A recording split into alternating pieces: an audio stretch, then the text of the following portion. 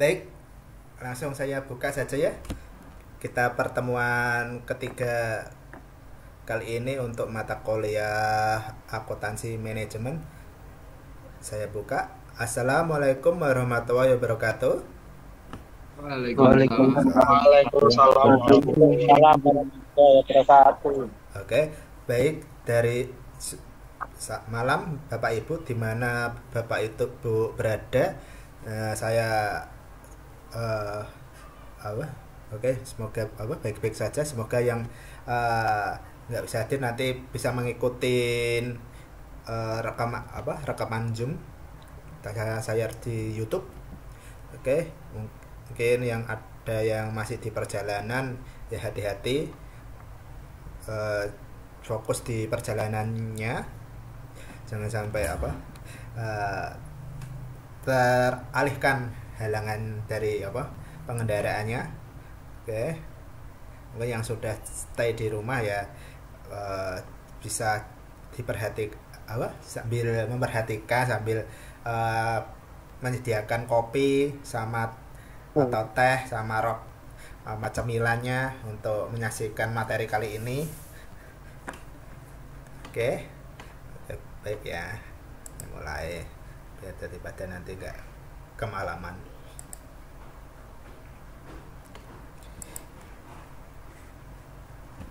Oke.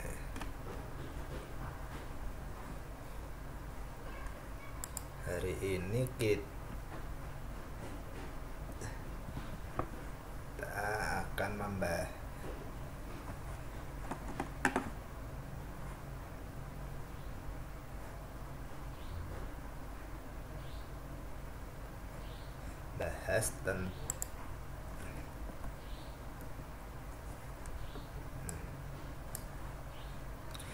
tentang sistem perhitungan biaya dan activity based costing atau yang disebut metode ABC. Agenda dan tujuan pembelajaran kita kali ini,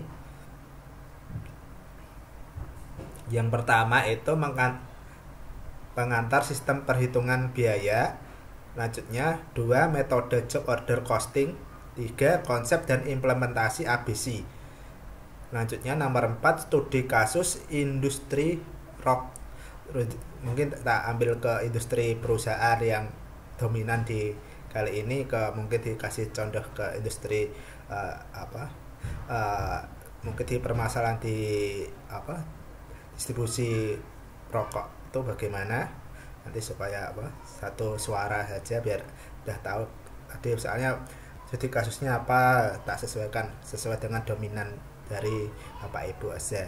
Oke, lanjutnya tujuan pembelajaran. Setelah sesi ini mahasiswa bisa diharapkan mampu menghitung biaya layanan atau jasa atau produk menggunakan metode ABC atau Activity Based Costing.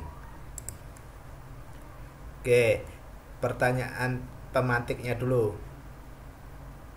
Sebuah perusahaan consumer good yang biasanya fast moving consumer good yang biasanya menjual beberapa produknya itu ke supermarket, kelontong, itu melakukan menjual ratusan jenis produk ke ribuan toko dan supermarket. Oke, bagaimana cara mereka mengetahui produk atau pelanggan mana yang sesungguhnya paling menguntungkan? Jawabannya, oke, dengan melacak biaya aktivitas. Biaya aktivitas yaitu perusahaan tidak bisa hanya melihat harga jual dikurangi biaya produksi. Mereka harus melacak biaya-biaya tersembunyi dari aktivitas pendukung seperti biaya kunjungan sales ke setiap toko harus dilihat. Selanjutnya, biaya pemrosesan pesanan yang berbeda-beda ukurannya. Oke, beda ukurannya seperti halnya mungkin dalam beberapa barang ada yang pesannya itu barang kecil-kecil perlu dikirim, nantinya barang yang besar perlu dikirim yang memuat mungkin membutuhkan ruang dari setiap box truknya itu. Sekali kirim itu cuma satu barang tapi besar, ada yang seperti itu mungkin ya.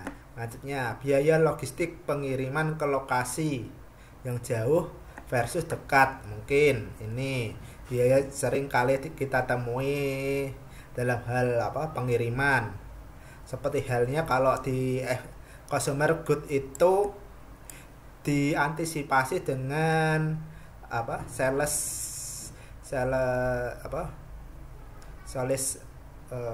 mobil, sales mobil istilahnya, barang sales yang bawa barangnya dulu.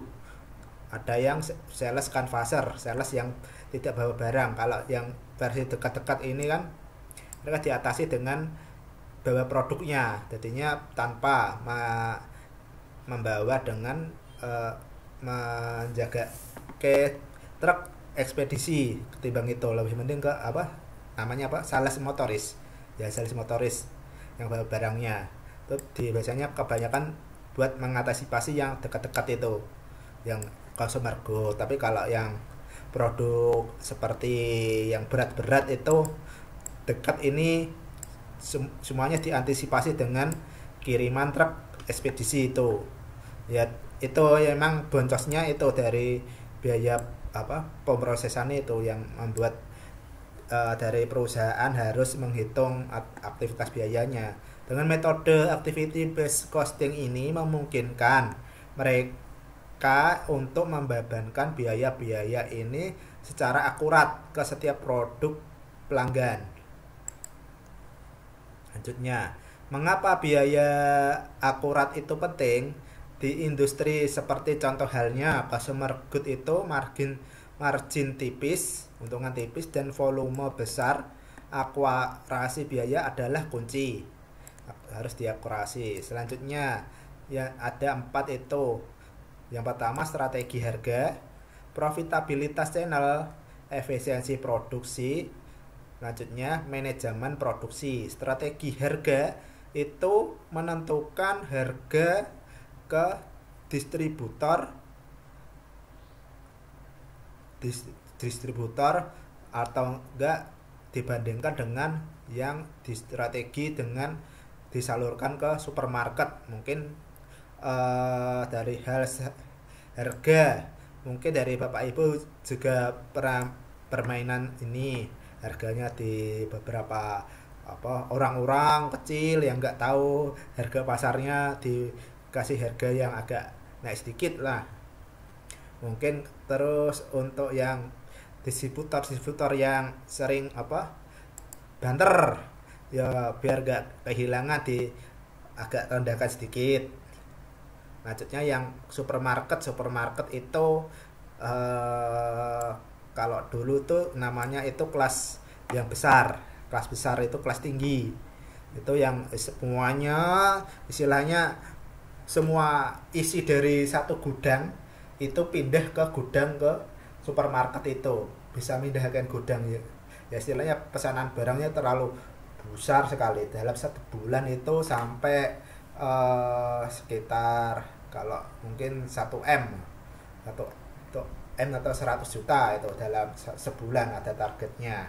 100 juta deh, 100 juta atau 200 juta dalam pemindahan barang ke supermarket. Jadinya harganya itu dipukul dengan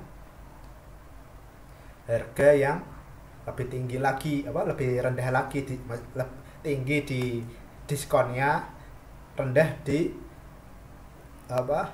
harga jualnya ke supermarket itu. Jadinya dari konsumen itu sudah diatur strateginya biar gak kehilangan konsumen, tapi tidak membebani biaya operasional. Lanjutnya, profitabilitas channel, mana yang lebih profitabilitas? Mungkin menjual ke warung kecil atau sepertinya yang besar itu seperti hipermarket. Mungkin Bapak Ibu paham ini mana yang lebih profit, kemana, ke warung kecil atau supermarket ya. Mungkin Bapak Ibu bisa mengevaluasi ya soal ini. Selanjutnya efisiensi produksi, mengidentifikasi aktivitas produksi yang paling memakan biaya. Efisiensi produksi ini dari halnya itu mungkin kalau dari produk-produk itu seperti halnya pembungkusan apa dan lain-lain, itu masuknya ke efisiensi produksi. Mungkin dalam packingannya itu perlu penambahan dan lain-lain, itu pasti udah dipikirkan supaya semua produknya itu lebih biayanya bisa ditekan. Selanjutnya manajemen produksi, manajemen produk, memutuskan produk mana yang perlu didorong promosinya atau dihentikan. Ini kalau tentang manajemen produksi, mungkin kalau dari consumer good itu seperti halnya itu kemarin seperti halnya Indomie itu mengeluarkan varian rasa cabai hijau. Ternyata di lapangan, di masyarakat, cabai hijau itu akhirnya jadi favorit, tapi nggak tahu kenapa beberapa tahun kemudian kok produksinya nggak dilanjutkan, ataukah dari cabai hijau itu kurang tren atau bagaimana. Mungkin dari pihak Indomie sendiri dalam hal melakukan manajemen produknya itu berdasarkan benar-benar yang sudah di image di masyarakat. Yang sekarang ini muncul lagi varian baru mie Indomie Bangladesh yang ada nyemak-nyemaknya, yang strateginya dengan dari orang Aceh. Itu strateginya itu apakah dengan mengeluarkan Indomie Bangladesh itu nanti akan bertahan 1 tahun, ataukah nanti diputuskan untuk berhenti terus diganti produk lain, nggak tahu. Tapi yang masih bertahan memang Indomie goreng yang putih itu, sama soto sama kare, yang itu yang udah image-nya itu di masyarakat enak. Apalagi sekarang yang masih bertahan itu rendang ternyata di lapangan di masyarakat banyak yang diinovasi ke itu penjual ketoprak dengan campuran Indomie rendang. Ada saja konsumen sekarang ini dikasih dengan itu. Ya emang sih yang namanya makanan kalau sudah dicit dengan micin ya akhirnya bisa laku. Di lapangan Bapak Ibu alamin sekarang ini kita ada di dunia permicinan, padahal yang namanya makan ketela itu lebih enak dan menyehatkan ketimbang makanan yang serba unik-unik tapi akhirnya dikasih dengan micin. Oke, selanjutnya 2 sistem perhitungan biaya. Ya, pertama, sistem biaya tradisional. Itu apa? Itu mengalokasikan biaya overhead pabrik. Mungkin Bapak Ibu ngalamin, kalau dulu di tempat saya ini overhead itu seperti halnya contohnya di listrik karena seringkali itu ada beberapa mesin yang sering bekerja terus overhead, nggak ada berhentinya, tahu-taunya nyedot listrik banyak. Lah itu berdasarkan satu pemicu tunggal, misalnya jam kerja langsung sederhana tapi sering tidak akurat jam kerja langsung. Tapi ini contohnya itu jam kerja langsung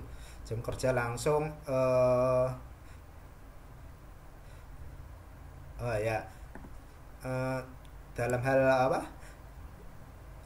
Mesin itu apa dalam pekerjaannya itu emang langsung segera di atasin, ya itu yang membuat tidak mengenal waktu dalam hal apa kerja itu, dalam hal kasus overhead pabrik itu ya emang sih dalam hal penyelesaiannya itu sederhana, tapi dalam perhitungannya ke depannya itu seringkali dengan apa dikatakan tidak akurat dengan apa sistem penghitungan biaya itu.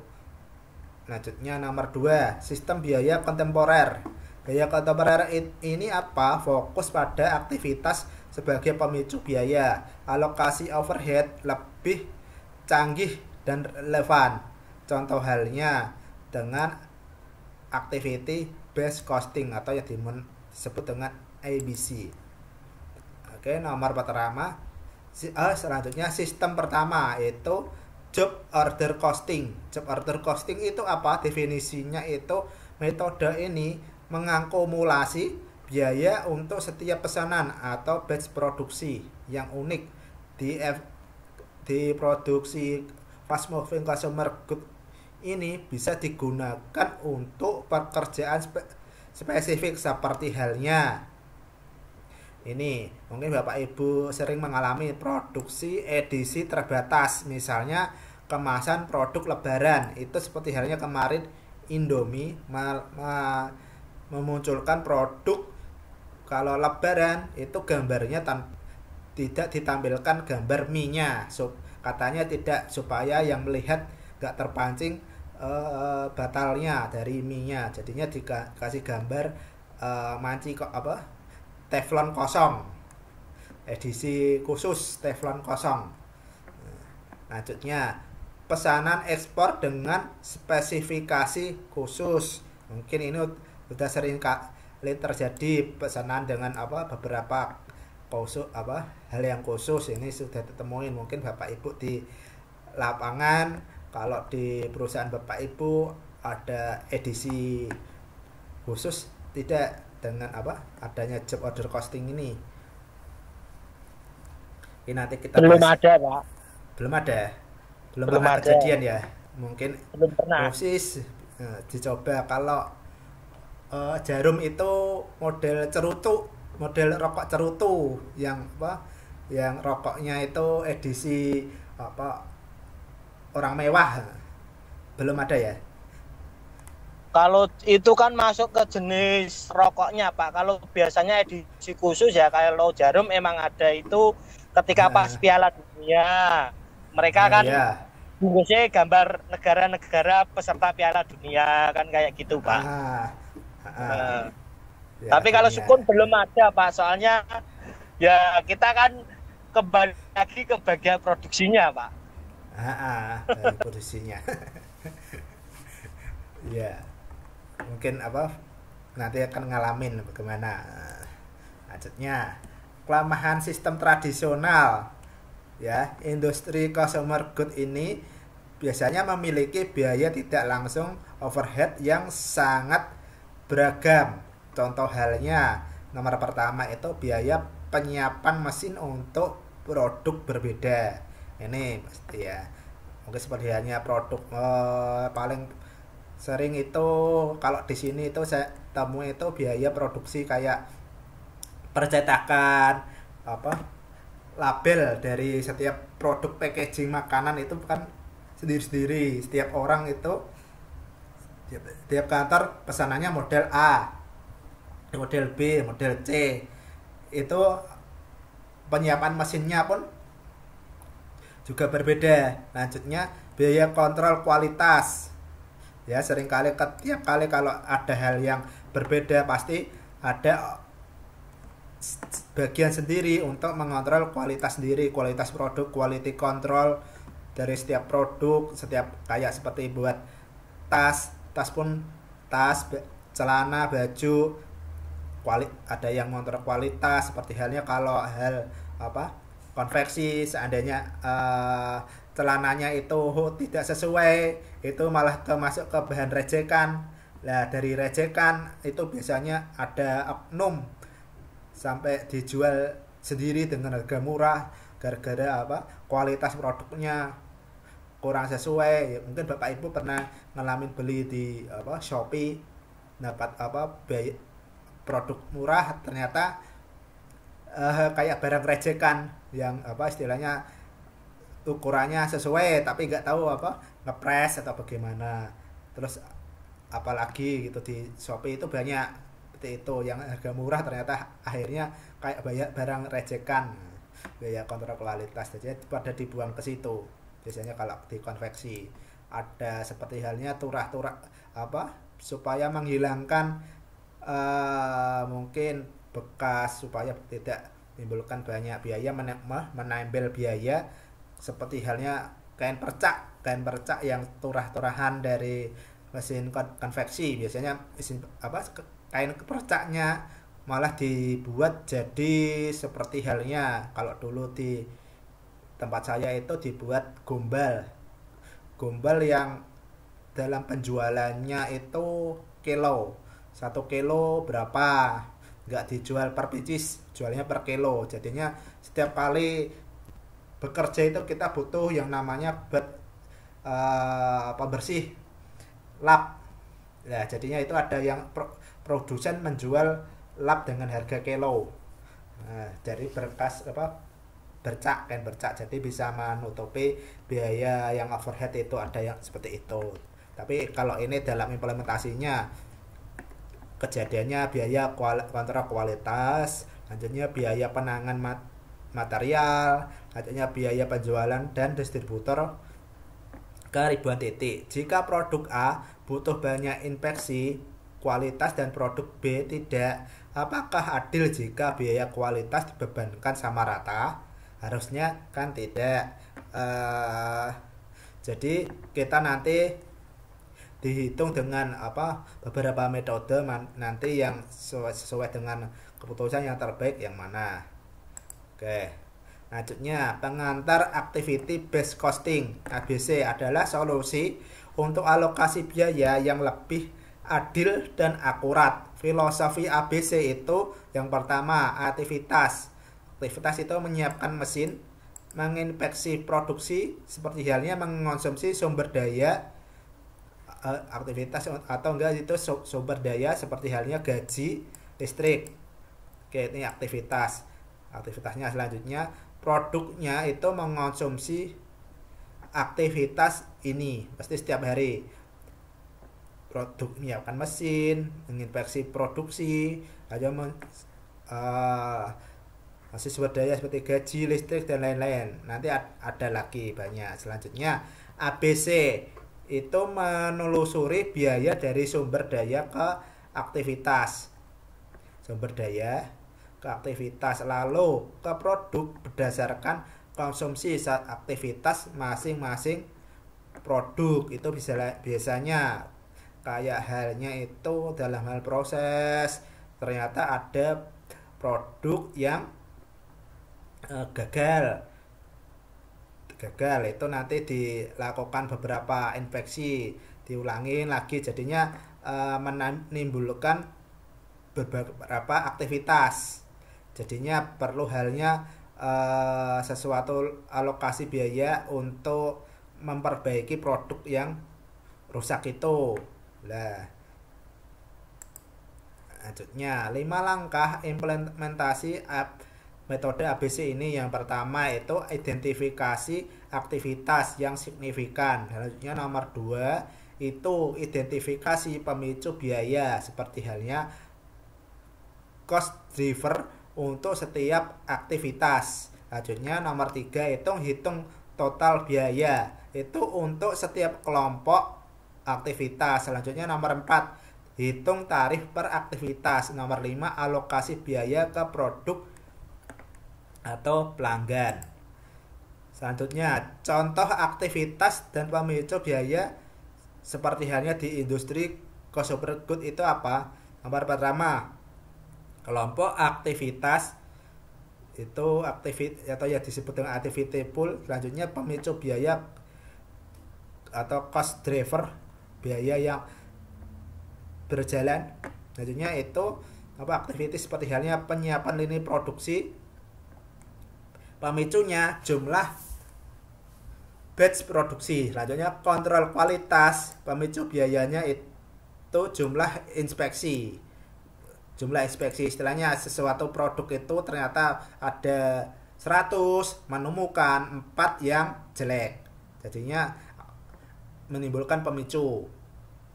Lanjutnya penanganan material, lanjutnya aktivitasnya. Terus pemicu biayanya dari penanganan material itu jumlah perpindahan material. Istilahnya Bapak Ibu mungkin pernah pengadaan barang, tahu-taunya barangnya itu ada di A, selanjutnya ada di B, ada di C. Itu dalam menyatukan material itu pasti butuh hal untuk pengalokasian. Dari pengalokasiannya itu pasti butuh di akhir itu nanti ya ada totalan yang memicu material itu jadi satu, untuk ditotalkan itu berapa ya. Itu sering terjadi mungkin dengan material itu. Seringkali kita pengadaan barang tapi barang A ada tapi kurang, lanjutnya ditempel di daerah B itu dapat, dan lanjutnya dari dapat itu ternyata biaya ongkosnya lebih. Nah itu seringkali. Lanjutnya kalau contoh halnya kunjungan sales, aktivitasnya. Terus pemicu biayanya jumlah kunjungan yang asalnya 10, tahu-taunya disuruh ke 15. Nah dari ini istilahnya dari sales itu pengen 10 saja, tahu-taunya ditambahin 5 lagi yang menambah uang bensin. Nah, lanjutnya proses pesanan. Pemicu biayanya ada nanti jumlah dari pesanan. Jumlah pesanan ada yang kecil sedikit, besar banyak. Nah, itu juga jadi pemicu. Lanjutnya langkah 3 dan 4 itu tadi sudah dilihat pemicunya apa saja. Selanjutnya langkah ketiga dan 4 itu menghitung tarif. Rumus tarif aktivitas itu total biaya aktivitas dibagi total pemicu biaya. Misalnya ini contoh halnya biaya setting alat-alat itu membutuhkan 200, total biaya tasnya itu 200 juta. Lanjutnya dibutuhkan berapa batch, biayanya sekitar berapa kali batch, yaitu 500 batch. Jadinya setiap per batch itu mengeluarkan dana sekitar 400.000 rupiah. Ini contoh halnya. Mungkin Bapak Ibu seperti halnya ini lini produk, kualitas, jumlah pesanan juga sama seperti itu dengan total pemicu biayanya berapa. Nah, jadinya setiap kayak penjualan sales mungkin dari hasilnya 15 dalam hal 10 itu berapa, lanjut total pemicu biaya mungkin harga bensin itu berapa, dibagi biaya bensin, nanti setiap orderan itu dapat tanggungan berapa uang bensinnya. Nah, itu seperti itu. Ini baik rumus dasarnya. Lanjutnya langkah 5 mengalokasikan biaya. Biaya dialokasikan dengan rumus tarif aktivitas tadi dikali konsumsi pemicu. Contoh halnya jika produk A butuh 10 batch produksi, biayanya adalah ini 400.000 per batch dikali 10 batch. Jadinya biaya yang dialokasikan ke 10 batch produksi itu sekitar 4 juta rupiah. Lanjutnya dalam hal studi kasus PT diubah dengan PT Cengkeh Jaya inisialnya. Aja PT Cengkeh Jaya ini adalah perusahaan distributor rokok yang mendistribusikan produknya ke dua channel utama. Nah, ini ya, channel utama yang pertama yaitu Modern Trade, jaringan supermarket besar, atau ke General Trade yang pada umumnya yaitu dengan ribuan warung dan toko kelontong. Biasanya kalau Modern Trade itu biasanya diantisipasi oleh supervisornya mengatasi ke toko-toko besar. Yang kecil-kecil itu ke sales kecil atau sales motoris, tinggal ke yang kecil-kecil bisa diatasin. Nah, lanjutnya, tapi pertanyaannya, channel mana yang sebenarnya lebih mahal untuk dilayani oleh tim sales? Oke. Lanjutnya, data PT Cengkeh Jaya ini itu pertama itu biaya overhead sales dan marketing per bulannya itu biaya kunjungan sales, gaji, transport itu sekitar 100 juta rupiah. Lanjutnya, biaya proses pesanan seperti halnya adminnya, sistemnya itu sekitar 50 juta rupiah. Selanjutnya, total aktivitas pemicu biaya dari kunjungan ini di total seluruh semua sales itu sekitar 5.000 kunjungan. Lanjutnya, total pesanan yang diproses dari 5.000 kunjungan ini sekitar 2.000 pesanan. Lanjutnya, data PT Cengkeh Jaya itu konsumsi aktivitas per channelnya, aktivitasnya itu jumlah kunjungan sales kalau dari Modern Trade yang besar-besar tadi sekitar 500 kunjungan, tapi kalau General Trade itu lebih banyak, ada sekitar 4.500 kunjungan. Jadi aktivitasnya seperti jumlah pesanan diproses itu 500, terus 1.500 pesanan. Nah, oke. Ini. Lanjutnya, simulasi interaktifnya. Ini bisa dialokasinya dari total alokasi kunjungan 5.000, Modern Trade 500, terus General Trade-nya 4.500. Alokasi pesanan diproses yang ini yang tadi ya, adminnya memproses produknya itu sekitar total 2.000, dimana Modern Trade-nya itu 500, lanjutnya General Trade-nya 1.500. Lanjutnya, hasil alokasi biaya ini alokasi perbandingan biaya melayani channel, pastinya seperti ini. Tarif per kunjungan itu ternyata di total itu 20.000 rupiah per kunjungan. Nah, menghasilkan biaya seperti ini. Lanjut, tarif per pesanan itu 25.000 per pesanan. Jadi total biaya Modern Trade sama biaya General Trade ternyata alokasi biayanya lebih besar di biaya General Trade ini. Soalnya emang dari General Trade ini harusnya dari pihak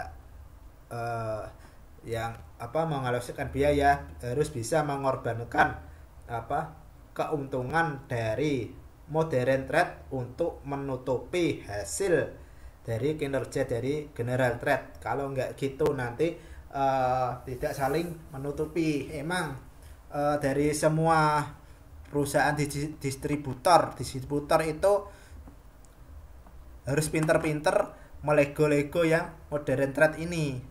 Soalnya dari Modern Trade ini emang dari total biaya-biaya boncosnya itu lebih kecil ketimbang ke General Trade ini yang sebegitu besarnya, perbandingannya sekitar 1 banding eh, 60 kali lipat 60 kali lipat 60%. Selanjutnya, analisis dan keputusan. Hasil analisis ABC tadi, biaya untuk melayani channel seperti general trade warung jauh lebih tinggi, terutama karena besarnya jumlah kunjungan sales yang dibutuhkan, meskipun nilai pesanan per kunjungan mungkin lebih kecil. Ya emang dari toko itunya sedikit, tapi ya pesanannya emang secara standarnya ya sedikit, tapi ya ini kasusnya itu ceritanya seperti itu. Selanjutnya, implikasi keputusan. Apakah skema insentif untuk sales perlu diubah dari berbasis volume penjualan menjadi berbasis profitabilitas per pelanggan? Nah, ini seperti halnya kemarin itu seperti halnya dari Menteri Keuangan itu lebih baik tidak menaikkan pajak semua barang, tapi di influx semua perekonomian, tapi nanti dipajak cuma minta pajakan dari hasil biaya pajak dari hasil dari penjualan itu, istilahnya ya kayak memajaki kalau sudah mendapatkan keuntungan lah dari Menteri Keuangan itu, tidak seperti menteri yang dulu memberi pajak setiap beberapa sektor dipajekin, jadinya orang kalau mau melakukan jual beli berjualan itu agak mikir-mikir. Kemarin menteri yang baru itu rencana mau menghilangkan pajak dari penjualan online supaya masyarakatnya itu lebih produktif lagi, bisa berjualan online lagi, tidak terhalang oleh dengan biaya pajaknya itu. Lah itu sama seperti ini memberi insentif sales itu perlu dapat berubah enggak dari berbasis volume penjualan menjadi berbasis profitabilitas per pelanggan. Lanjutnya, perlukah dibuat tim sales khusus untuk warung dengan rute yang lebih efisien? Nah, tapi ternyata warung-warungnya itu ada yang bulan ini order, ada yang bulan depan tidak. Jadinya kalau sales kunjungan itu biasanya kalau nggak sabar ya sudah dihapus saja yang agak lama itu. Tapi sebaiknya ya mungkin masih diajak silaturahmi warungnya itu supaya tidak terputus. Itu strateginya. Emang dari setiap orang itu perekonomiannya beda-beda, ada yang cepat laku, ada yang belum, tinggal diedukasi saja dari tim warung itu supaya segera kalau ada kendala di lapangan seperti penjualan bisa dikonsultasikan. Mungkin kalau ada beberapa perusahaan mungkin CSR-nya itu membagi beberapa spanduk-spanduk ke toko-toko atau toko pelanggannya supaya benar-benar menandai bahwa toko ini ada produknya Bapak Ibu di situ. Lanjutnya sampai di papan dihiasin sampai warna-warni seperti halnya counter di pinggir jalan dihias semuanya itu bertema Smart Brand. Jadinya semua stikernya Smart Brand supaya dari membuat pelanggan kalau pengen cari Smart Brand di situ dengan ada tanda semua gerainya dihiasi Smart Brand dan lain-lainnya. Terus kalau di SPBU sendiri ada jalur khusus untuk pembeli yang produk BBM yang non subsidi, seperti hanya Pertamax sama Pertamax Turbo dikasih jalur sendiri yang warna merah. Artinya orang kalau ke situ udah menandai nanti jadi pelanggan yang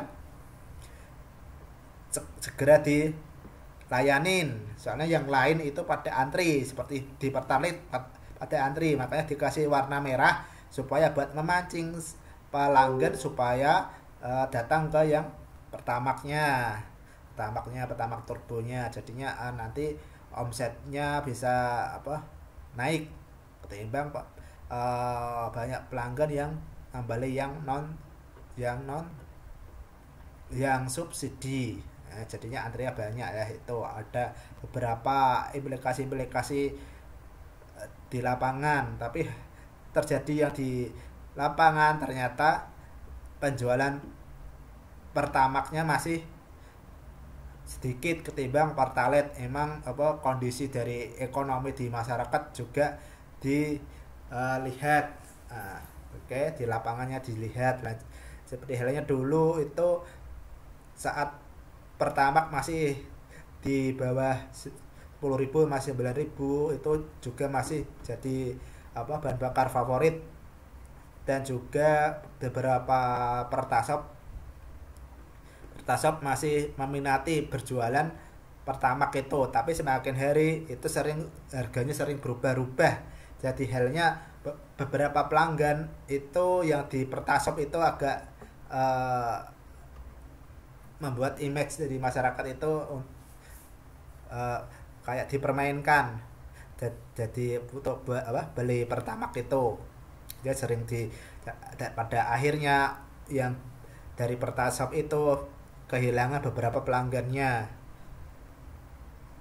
Itulah jadinya dari lapangan ternyata banyak Pertasop itu gak bertahan lama, itu tutup. Padahal dulu itu Gonjang-ganjing pengen jadi pembuka perekonomian di daerah-daerah yang membutuhkan BBM dengan jalur legal, tanpa seperti halnya Pertamini yang dimana pengadaan barangnya harus dijeligelin saat malam-malam. Oke, lanjutnya ini setelah perlukah mengatur jalur khusus dari sales itu. Lanjutnya nomor 3 itu, bisakah proses pemesanan dari warung dipermudah misal via aplikasi untuk mengurangi frekuensi kunjungan. Mungkin dari hanya ini dulu di perusahaan distributornya saya dulu itu mungkin sudah punya kontak dari sales, itu dikasih fasilitas di luar kunjungan bisa order by aplikasi atau WA. Itu ada yang seperti itu. Tapi ada yang strategi dari salesnya yang minta order di saat penutupan omset ditolak, tapi dikasih kesempatan untuk dimasukkan ke tanggal mudanya lagi atau tanggal 1 untuk menambah omset selanjutnya. Emang ada strategi seperti itu, takutnya nanti udah diwareki atau dikenyangkan di akhir bulan, tapi ternyata besoknya tidak order karena barangnya tidak laku, kurang laku. Bagaimana? Kurang strategi karena produknya itu musiman lah, seperti itu. Jadinya ada yang sales itu ditutup dengan dilempar ke tanggal mudanya, tapi langsung segera diurus. Ada yang seperti itu.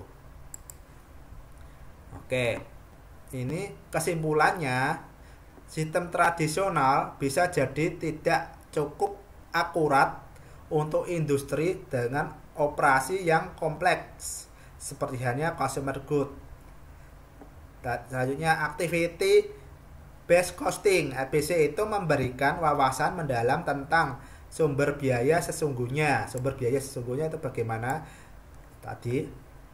Selanjutnya, biaya dari produk maupun pelanggan atau channel-channelnya.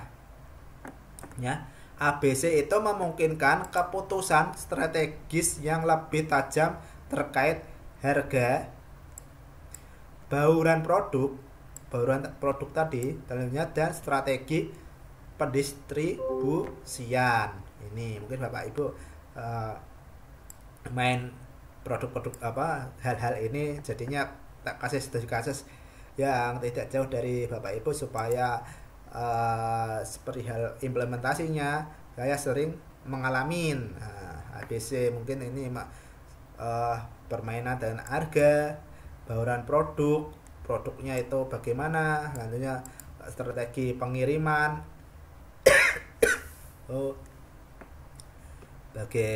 ya seperti itu. Lanjutnya kita diskusikan, menurut Bapak Ibu mungkin aktivitas apalagi mungkin di beberapa perusahaan, mungkin contoh halnya perusahaan Bapak Ibu yang dominan di industri rokok yang biayanya signifikan dan sulit dialokasikan. Bagaimana ABC bisa membantu memecahkan masalah tersebut? Selanjutnya nomor 2, selain untuk menentukan biaya per channel seperti supermarket versus warung, untuk keputusan apalagi manajemen mungkin dari PT Cengkeh Jaya itu bisa menggunakan data ABC ini. Butuh biaya per channel apalagi yang mempengaruhi tadi selain itu. Selanjutnya, apa tantangan terbesar dalam menerapkan sistem ABC di perusahaan consumer good yang memiliki ratusan jenis produk dan ribuan pelanggan seperti ini? Tantangan terbesar dalam menerapkan sistem ABC di perusahaan tersebut yang memiliki ratusan jenis produk ya, dan ribuan pelanggan. Mungkin ini dari Bapak Ibu, mungkin ada yang ditanyakan, ada mau diskusi?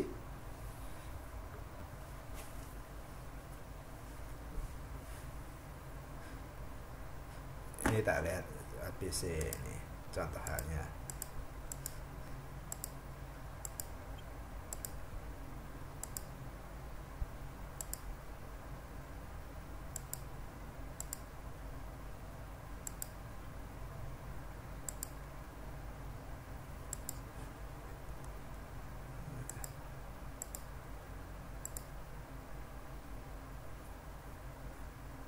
Divisi yang signifikan ini biasanya tadi list-listnya dari Bapak Ibu dalam hal pekerjaan, mungkin ada beberapa hal pemicu.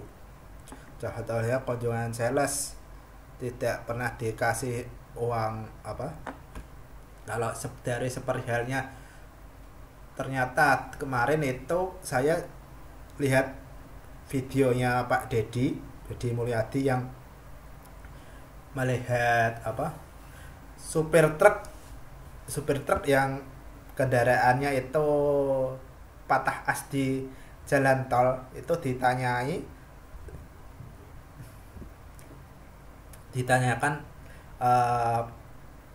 seandainya dari bapaknya kejadian seperti patah as ini, siapa yang menanggung kejadian kayak gini?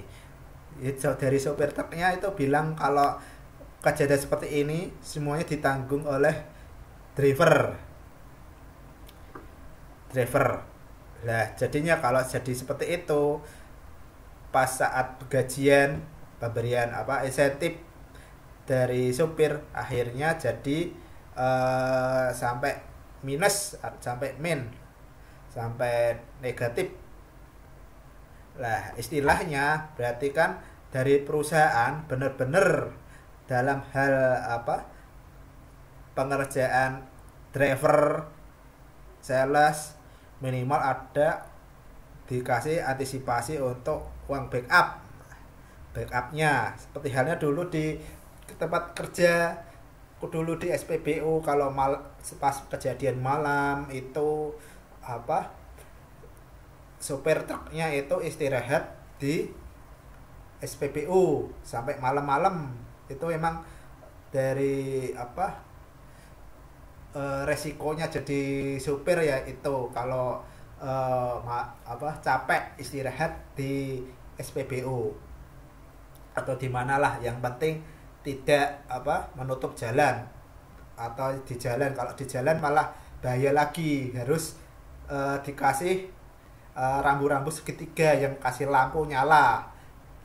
Lah itu kalau di SPBU kan tanpa lampu nggak masalah, jadinya dia bisa istirahat dengan tenang. Kalau di tengah jalan di pinggir jalan pun pengen istirahat bahaya. Itu kemarin juga ada kejadian truk istirahat malah diseruduk orang di belakang yang ngantuk. Nah itu kejadiannya itu dia memundurkan truknya itu menyenggol ke tiangnya SPBU, istilahnya inventaris dari SPBU lah. Nah terus waktu itu langsung saya suruh untuk melakukan tanggung jawab. Nah, tapi alasannya dari drivernya itu alasannya saya langganan di sini, lalu dikasih pemaafan. Terus saya bilang ke drivernya untuk hal itu emang kasihani, tapi kalau kejadiannya sampai merugikan ya harus ganti rugi. Lanjutnya dari pihak drivernya itu ya emang kayak kebingungan lah, telepon sana sini, akhirnya telepon bosnya untuk memberikan ganti rugi. Kalau nggak diganti rugi ya truknya ya ditahan dulu sampai bisa diselesaikan. Nanti kalau sudah selesai ya bisa mulai jalan. Tapi curhatannya dari salesnya itu emang untuk biaya antisipasi kayak gitu emang tidak ada. Emang kita harus antisipasi yang namanya manajemen resiko untuk mengidentifikasi hal-hal resiko seperti itu. Seperti halnya kalau dalam aktivitas ngantuk ya istirahat, jangan dipaksakan. Terus kalau kejadian seperti hujan deras ya diantisipasi dengan halnya membawa mantel atau jas hujan supaya nggak kehujanan. Seperti halnya kalau ekspedisi siap-siap dengan aktivitas penutup supaya produknya tidak kena hujan, harus diantisipasi. Kalau nggak seperti itu ya kena biaya. Lah dari biaya kejadian seperti ini muncullah beberapa yang produk yang dinamakan dengan asuransi. Nah, asuransi itu dikasih kesempatan ke beberapa orang yang sering mengalami resiko seperti halnya kalau hal itu kejadian saat kita membeli mobil untuk aktivitas, supaya tidak terjadi apa-apa kita menutupinya dengan asuransi. Padahal dengan asuransi itu kalau nggak terjadi apa-apa itu kita tetap bayar, tapi saat terjadi apa-apa nanti pada halnya itu mengurusi asuransi agak sulit. Nah seperti itu kemarin di iklan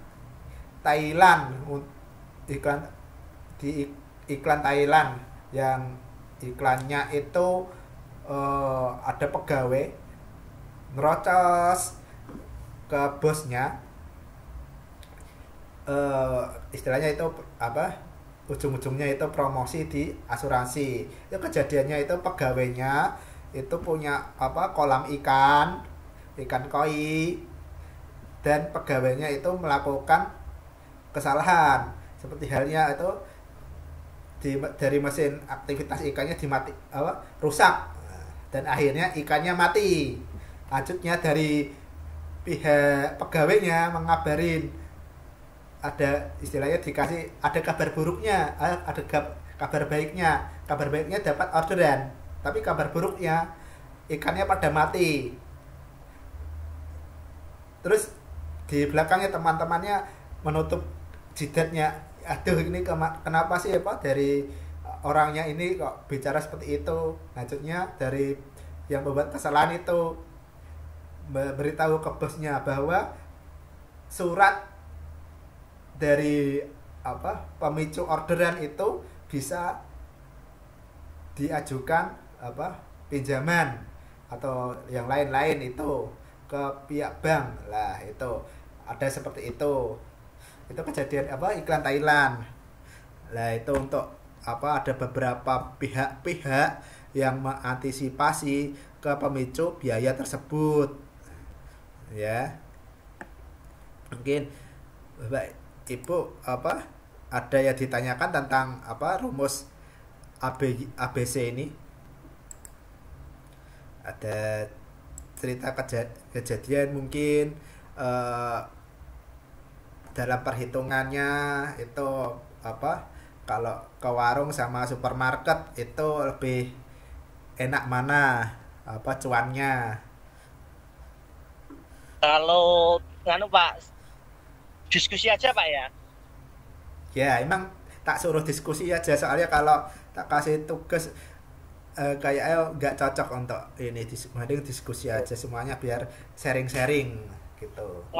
Kalau Oke. untuk poin modern trade atau supermarket besar dengan general trade itu tergantung ambilnya mau jangka panjang atau jangka pendek Pak. Karena di modern trade atau supermarket pun bukan menutupi kemungkinan biayanya itu atau resikonya itu kecil, itu sebenarnya enggak. Malah kita menganggapnya itu seperti gunung es. Karena apa? Resiko retur itu juga lebih besar. Iya. Nah, tadi kan belum dibahas juga untuk resiko biaya retur itu bagaimana. Sedangkan di yang sudah terjadi, yang sudah saya jalani sendiri, oke lah, kita ada pesanan dari supermarket itu banyak. Bahkan tanpa kita harus melakukan kunjungan ke toko, itu barang sudah terdistribusi ke toko-toko lain. Kan gitu. Nah, cuma kendalanya satu, kita tidak bisa mengecek apakah produk itu layak konsumsi atau enggak. Sehingga nanti itu juga memicu terjadinya retur. Iya. Itu, dan itu pun baru ketahuan setelah ada kalau kita kan di rokok perubahan cukai Pak. Perubahan cukai itu pasti akan muncul. Oh ternyata ini sudah tidak layak konsumsi, wajib diretur kayak gitu. Bahkan dari pihak supermarket pun biasanya kalau sudah ada perubahan cukai, entah itu produknya baru pun mereka pasti akan minta ganti. Katakanlah itu produksi bulan 12 tahun sebelumnya. Ini kita saat ini bulan Januari tahun 2026. Pasti mereka akan minta ganti. Walaupun itu baru produksi kemarin. Semacam itu. Terus yang untuk general trade, yang untuk warung kelontong itu pun kalau emang untuk jangka pendek itu kita tidak bisa. Karena apa? Kita butuh jumlah kunjungan yang banyak untuk menutupi pesanan tadi. Seperti pesanan tadi. Tapi kalau untuk jangka panjang kita menyentuh langsung ke konsumennya, itu akan lebih bagus kita menggunakan general trade. Bahkan kita dalam pengontrolan stok pun kita tidak resiko besar apabila kita mau freshness produk kayak gitu. Bahkan di perusahaan apapun ada aturan itu freshness produk. Saya terapkan juga itu 2 kali kunjungan sampai 4 kali kunjungan wajib di refresh.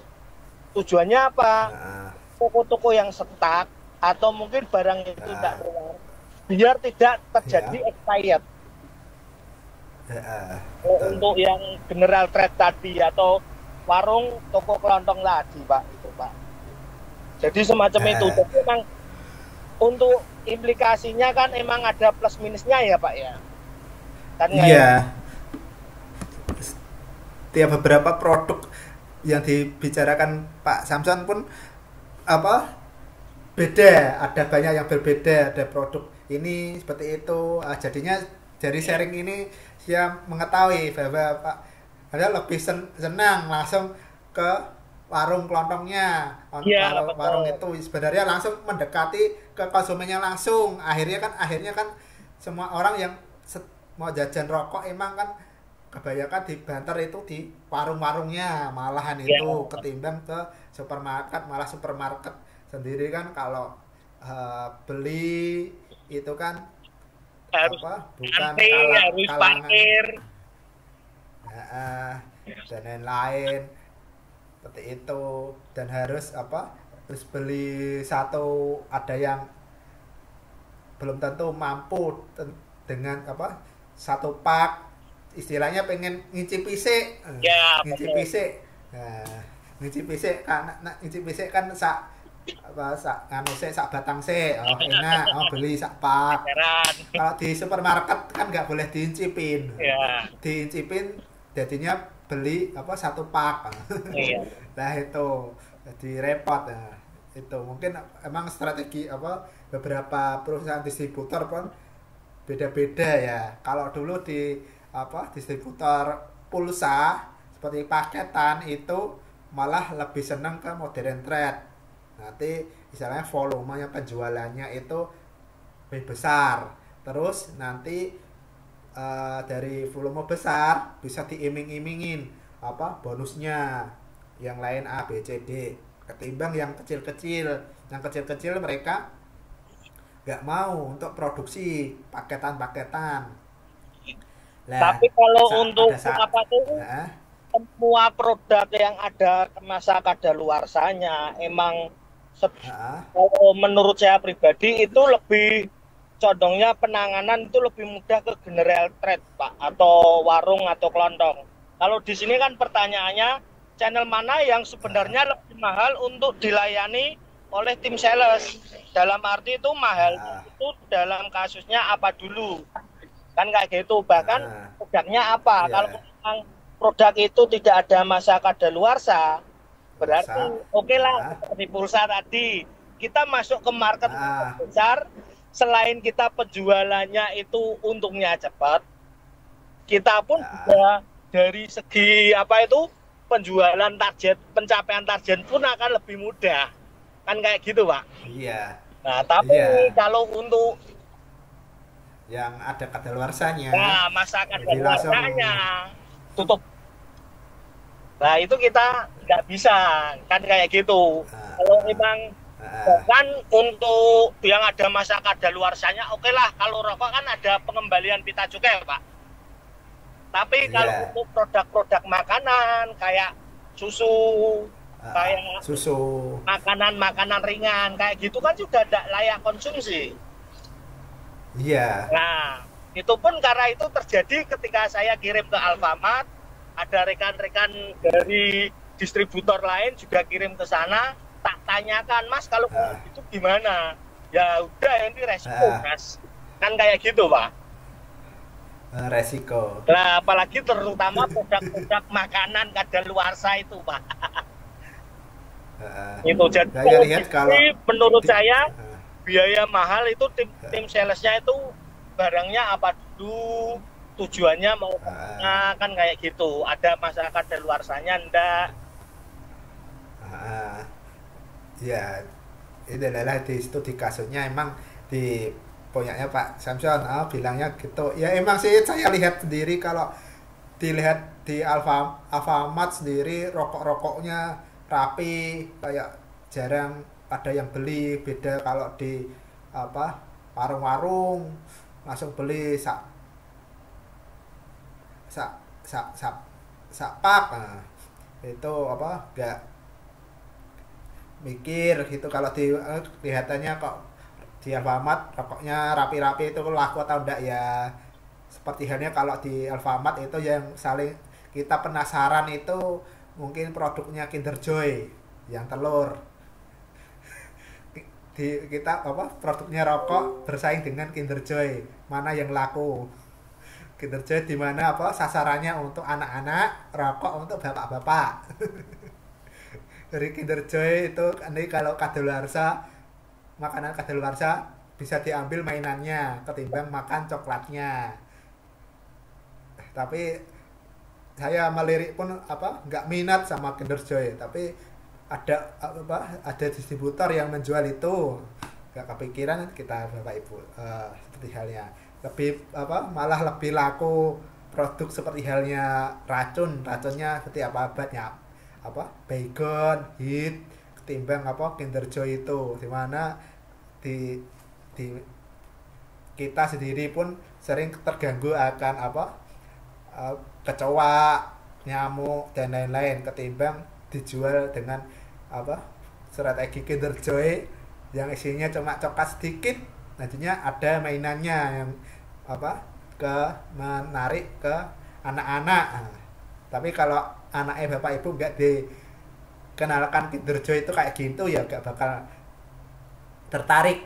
Harusnya ya di minimal ya dari pihak Alfamart ini Kinder Joy enak, ada mainannya dibuka. Akhirnya bisa memicu anaknya bisa apa membeli. Kalau sekarang ini anak-anak itu lebih suka bermain ke kartu Uno, main Uno. Kita sendiri bapak zaman old itu nggak tahu main Uno itu bagaimana kartu Uno. Tapi sekarang masih jadi tren dari apa anak SMA SMP sekarang ini main Uno ketimbang main apa mainan dari Kinder Joy-nya itu. Nah, terus apalagi yang di apa tren sekarang ini kemarin itu bermain itu penghapus dengan di staples. Nah itu tapi itu membahayakan karena banyak staplesnya, stresnya kayak gitu. Nah itu mungkin apa ada kalau dari Alfamart mungkin emang sih dari Alfamart sendiri pun nggak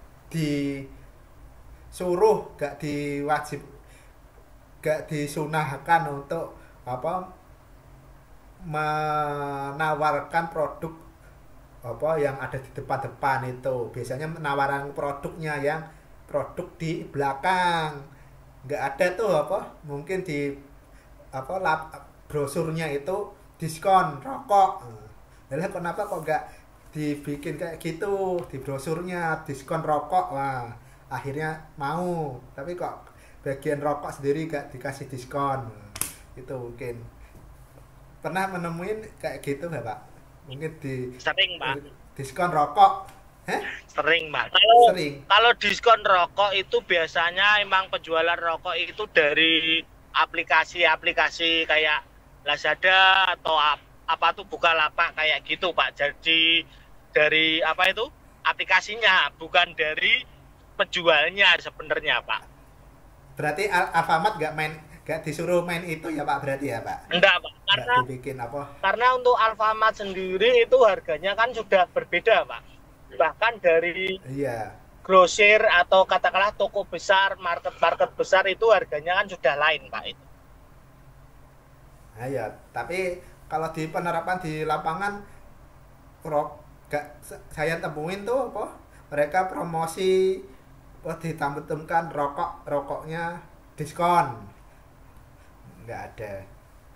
Belum ada Pak. Kalau ada berarti ajaib itu Pak. Sama produk ya, tapi saya produk dewasa belum ada, tapi cuma rokok tok sih belum. Kalau dewasa emang Alfamart-nya nggak nawarkan, tapi kayak di brosur yang tiap kita kunjungan ke Alfamart kan ada brosur promo itu ada, tapi cuma rokoknya nggak ada. Terus dari pihak kasirnya nggak menawarkan, Bapak rokoknya sekalian, tapi ada sih rokoknya sekalian, tapi nggak tawar rokoknya diskonnya sekalian. Tapi pernah nemuin sih, tapi jarak makin ini apa jarang nemuin, mungkin itu mempengaruhi dari penjualan itu mungkin kali ya. Seperti halnya kalau di apa toko mungkin jual susu, jual produk-produk seperti Unilever, itu seperti ada pun mempekerjakan salesnya sendiri di situ. Mungkin tempatan sales buat apa menjual produknya langsung didekatkan ke masyarakat. Kalau dulu itu main pakai SPG untuk menarik ke pelanggan. Mungkin untuk ini dari Sukun juga main SPG juga kan ya? Main SPG Pak, cuma untuk harganya pun kan juga harga langsung konsumen, cuma emang kadang pembelian berapa ada merchandise-nya kayak gitu Pak. Ketertarikan pakai merchandise Iya, itu ya. cuma ya lebih ke condongnya itu ke SPG-nya Pak. Kalau SPG-nya cantik buat menarik konsumennya, bukan potongan harga atau apa merchandise-nya Pak. Gitu ya. Oke, mungkin yang lain ada sharing-sharing. Mungkin saya mau tanya Lutfi. ke Pak Samson ya. Iya Mas, monggo Mas. Pak Samson, kalau rokok itu kan udah diracun, nanti racunan itu akan diapakan ya Pak itu? Dibakar atau didaur ulang gitu? Oh, kalau itu bagiannya Mas Alvin atau Mas Surgawan, Mas? Itu karena kita kan bagian distribusi. Kalau saya sendiri terus terang belum paham sih balik ke sana. Cuma yang jelas itu kan untuk pita cukainya kita kan diganti sama pemerintah, dikembalikan lagi kan kayak gitu. Dan setiap perusahaan itu dalam pengembalian pita cukai itu dikembalikan lagi ke karyawannya, bisa sebagai apresiasi untuk KPI, bisa juga kalau kayak dulu di Sukun itu sebelum ada KPI itu gaji ke-13 kayak PNS kayak gitu. Jadi semacam itu kalau setahu saya, tapi untuk produknya itu mau diapakan lagi selanjutnya tuh saya kurang paham kalau itu Mas Mas Lutfi. Mungkin bisa Mas Alvin atau Mas Surgawan membantu menjawab orang pusat atau Pak Norman apa Pak Edi itu. Ya, bantu menjawab. Gini Mas Lutfi. Rokok reto itu biasanya kan dikumpulkan nanti setelah dari perwakilan ya, katakanlah dari perwakilan atau daerah itu nanti dikumpulkan di pusat, nanti juga dikumpulkan ataupun per jenisnya nanti dibedakan secara per jenisnya. Nanti setelah itu berarti dibuka dalam arti dari produksi itu namanya diapa gitu. Jadi dibuka semua. Divernet Pak. Ya. Divernet Pak. Divernet. Loh. Iya. Hipernet tadi. Infernet Pak. Infernet. Oh, Infernet. Nah, itu nanti terus diolah kembali, katakanlah seperti itu. Diolah kembali sehingga menjadi produk yang layak jual lagi. Seperti itu. Jadi tidak ada barang rusak itu terus dibuang, enggak. Untuk pitanya belum tahu, kalau pita itu bisa dikembalikan atau tidak itu kalau saya belum tahu kalau pita cukai itu. Gitu. Tapi kalau produk itu sepengetahuan saya mungkin seperti itu. Jadi dibuka per jenisnya lagi, nanti diolah kembali, dibikin katakanlah segar kembali kan gitu. Jadi baru dilaksanakan proses produksi lagi. Gitu. Rokok itu sebenarnya yang berkurang dari kualitas tuh dari rasa. Mungkin rasa itu muncul dari rasa sos yang memang ada jangka waktunya itu kedaluarsa kan gitu. Kalau tembakau saya rasa tidak ada kedaluarsa. Soalnya tembakau itu dipanen dan proses produksinya itu mungkin sampai minimal produksi itu baru dua tahun baru diproduksi secara massal, maksudnya dibikin rokok secara massal.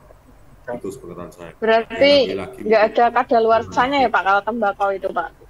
Kadaluarsa itu rasa Mbak aslinya.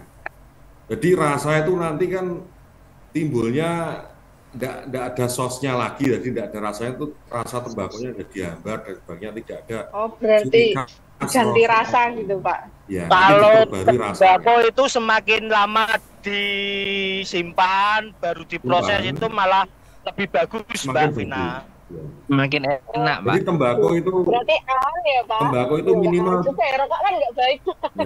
minimal tembakau itu 2 tahun baru bisa diproses secara maksimal. Ini kualitasnya itu lebih lama lebih bagus. Mungkin kayak minuman anggur ya Pak, gitu model gitu.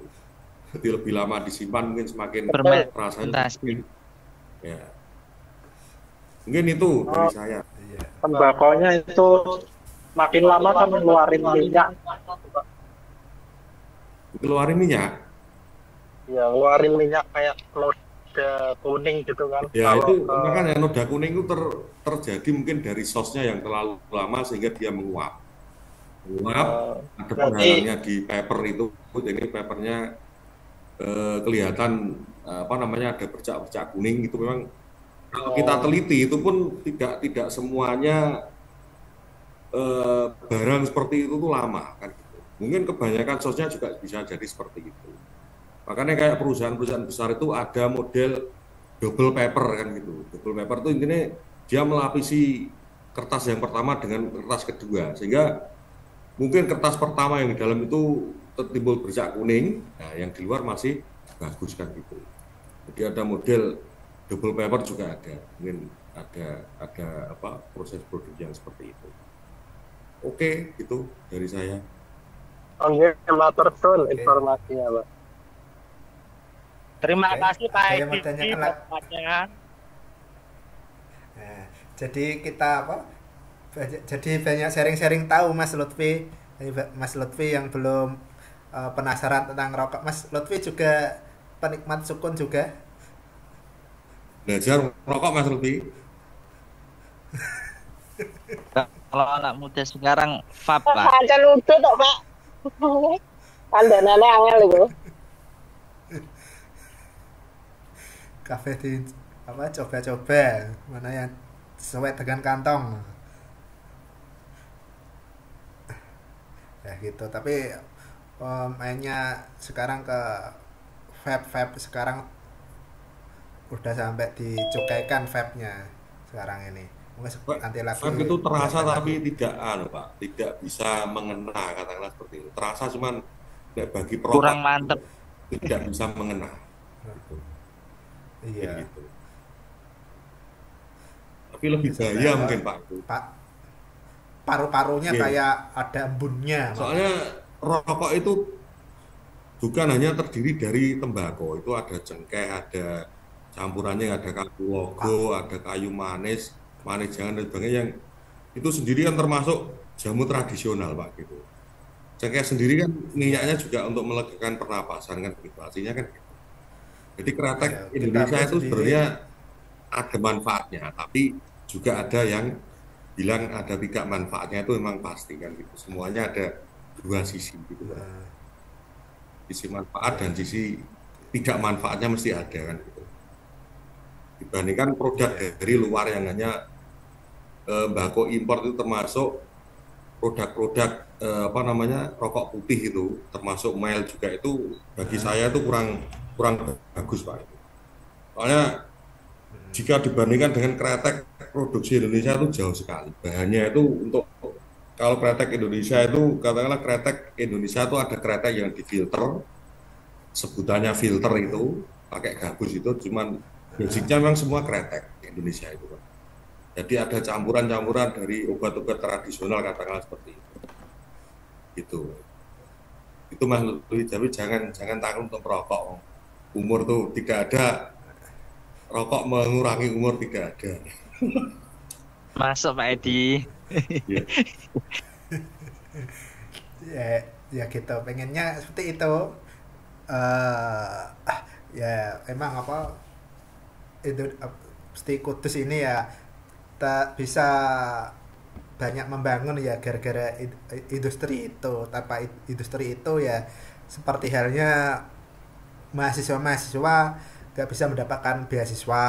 Terus apa kemarin pajak cukai untuk support negara ya paling besar ya itu produksinya. Emang nggak dipungkiri ada yang lebih suka yang mana dukung, yang tidak suka ya minggir dulu. Tempat yang tanpa rokok pun sudah dikasih kok tempatnya, seperti halnya rumah sakit tanpa asap, tapi nanti kalau pengen merokok ya ada tempatnya lagi. Kemarin juga dari PT KAI juga dari DPR-nya mengusulkan gerbong dengan perokok. Yang awalnya itu kalau kita merokok di kereta itu keluar dulu, tapi ya sekarang ini apa keluar ke perhentian pun nggak boleh merokok, dan makanya diusulkan ke situ. Jadinya nanti akan timbul apa pemesanan apa pembelian tiket kereta api jadi meningkat. Nah, kayak seperti itu. Emang apa halnya diskriminan itu ya masih apa membuat kita yang pro dengan rokok itu agak kesinggung. Tapi ya kalau untuk yang apa riskan dengan rokok itu ya bagaimana ya kita harus meluruskan saja. Kita harus menghargai perbedaan, terutama kita hari ini memperingati tanggal 1 Oktober kesaktian Pancasila Bhinneka Tunggal Ika. Kita berbeda-beda tapi tetap satu. Mungkin beda rokoknya, kita tetap satu mahasiswa ungu, Pak. Iya, Pak. Iya. Oke. Mungkin ada pertanyaan lain sebelum kita tutup, nanti kita lanjutkan besok Jumat. Boleh sharing-sharing lagi, Pak Edi? Boleh. Oke. Monggo sebelum ini pada ngantuk. ya. Kayak betul. Ini terkait dengan studi kasus PT Cengkes Jaya ya, Pak ya. Ini dalam pengalaman saya. Ya. Modern Trade sama Trade. Ini kan yang channel mana yang sebenarnya lebih mahal untuk dilayani oleh tim sales ya. Jadi pengalaman beberapa tahun di dunia distribusi terkait dengan itu, yang channel yang paling sulit, paling mahal itu di Modern Trade, Pak. Karena ketika kita masuk di Modern Trade, untuk administrasi awal itu ada listing fee-nya. Dan listing fee sudah diatur dari manajemen masing-masing. Dan setiap Modern Trade itu punya patokan sendiri-sendiri, Pak. Dan listing fee-nya itu setiap item gitu loh. Nah itu lebih mahal sekarang ketika kita menyeduh di Modern Trade itu, Pak. Beda lagi ketika kita ke toko kelontong itu berbalik-balik. Kita ke toko kelontong itu kan kita masih model konvensional dengan hanya menawarkan saja, tidak ada syarat dan ketentuannya, bisa masuk seperti itu, Pak. Gitu. Ya. Ya. Dikit itu ya. Beda terbalik. Ya emang kalau dari Bapak Ibu ternyata dari kesimpulannya kalau di industri rokok itu lebih gampang di warung sama kelontong. Yang dari pihak warung sama kelontong pun kalau dikasih produknya Bapak Ibu ya emang saya sendiri pun sambil keliling-keliling sebagai ojek online itu sering nemuin minta chat nitip rokok sukun, cari di mana di warung-warung nemu itu ya. Jadinya istilahnya dari pihak warung pun begitu welcome. Tapi nggak tahu dengan Modern Trade seperti supermarket, mereka tidak pasarnya produknya dari rokok, jadi akhirnya mereka menghantam ke produk itu. Mungkin Bapak Ibu pernah sharing-sharing ke nggak sales rokok mungkin yang produk consumer good seperti halnya mungkin yang paling banter itu mungkin susu, terus lain itu bagaimana mungkin dalam penjamuannya dari supermarket itu bagaimana kalau di Alfamart sendiri pun juga ada apa gudangnya sendiri sebelum didistribusikan ke toko-tokonya. Itu banyak kan kalau dari Alfamart sendiri itu kayaknya apa semua stoknya itu terkontrol. Ada yang mau habis itu segera diisi. Mungkin dari pihak supermarket sendiri kan untuk mengantisipasi kerugian barang-barang yang cepat kadaluarsa, mereka menghantam dengan apa seperti kajian tadi listing yang diomongin Bapak Norman Soleh itu tadi, hantam ke situ buat menutupin itu. Mungkin dari pihak apa supermarket permainannya mungkin kayak gitu ya, enggak mungkin yang lain beda mungkin kali ya, mungkin tergantung dari produk unggulannya yang di supermarket itu apa. Mungkin unggulannya itu yang paling dibutuhkan mungkin penjamuannya beda dengan yang salas-salas yang seperti apa Bapak Ibu mungkin ya. Mungkin ada yang lain. Itu apakah apa tadi pendapatnya itu sependapat mungkin Pak Norman? Penjamuannya beda mungkin ya. Enggak ya? Lebih ke ya itu juga Pak. Tapi yang saya pahami untuk selama ini kalau misal di modern market itu memang itu banyak kebutuhan yang masuk gitu loh Pak. Apalagi di modern market yang tingkat tinggi selevel seperti Alfamart, Indomart seperti itu. Jadi ada ibarat kontraknya begitu Pak. Setiap item yang masuk berapa, terus setiap itemnya itu kena biaya berapa gitu. Seperti itu Pak. Mungkin kalau hal positifnya ketika kita bisa masuk itu di toko-toko modern trade itu bisa istilahnya bisa mengangkat brand image kita Pak. Jadi ada rasa kebanggaan sendiri gitu loh terhadap produk kita sudah masuk di modern trade. Enak di apa ya buat semangat dari salesnya nanti apa dari apa brand menampilkan brandnya di situ. Oke, untuk menutupin apa yang general trade-nya, tapi general trade-nya ternyata paling banyak menolongnya ketimbang modern trade. Nah, mungkin apa banyak yang kerjasama dengan toko-tokonya, dihiasin, kasih spanduk, kasih apa plang dan lain-lain, atau sampai seperti itu. Sekarang menyasar ke warung-warung kecil, tidak langsung ke supermarket. Jadi mainnya seperti itu.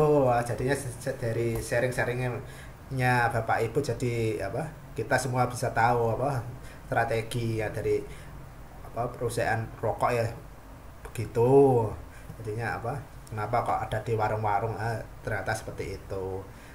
Oke, baik, ada lagi?